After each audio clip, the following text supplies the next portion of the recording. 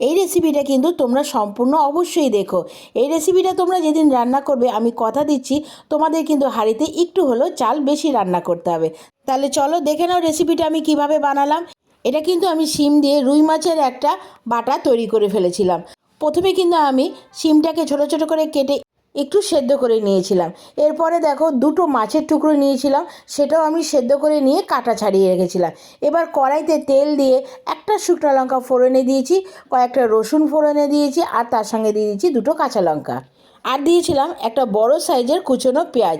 এবার এ কটা জিনিসকে একটু কিন্তু সময় নিয়ে ভেজে নিতে হবে।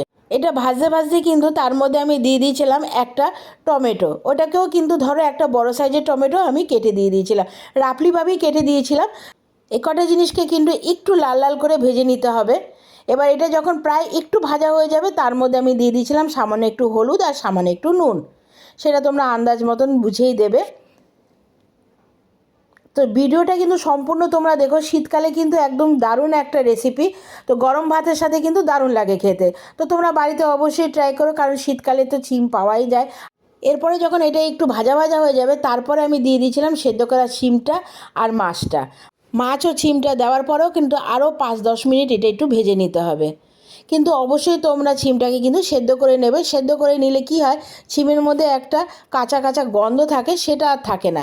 এরপরে যখন ভাজা হয়ে যাবে তার মধ্যে দিয়ে দিয়েছিলাম কুচনো ধনেপাতা। ধনেপাতাটাও দিও শীতকালে।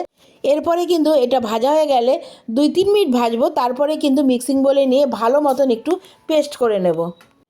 এবার ওই কড়াইতে আরেকটু তেল দিয়ে কালো জিরে ফোড়ন দিয়ে যে বেটে রেখেছিলাম মাছটা আর শিমটা, সেটা আমি কড়াইতে দিয়ে দেবো। ব্যাস, রেসিপি কিন্তু আমার সম্পূর্ণই কমপ্লিট।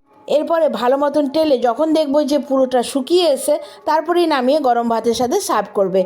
সম্পূর্ণ ভিডিওটা দেখে আমাকে অবশ্যই কমেন্টস করে জানাবে যে এই রেসিপিটা তোমাদের কেমন লাগলো। শীতকালে এই মুখরোচক একটা রেসিপি যদি তোমাদের ভালো লেগে থাকে তাহলে অবশ্যই একটা লাইক, কমেন্টস আর এটা আপনজনদের সাথে শেয়ার করে দিও।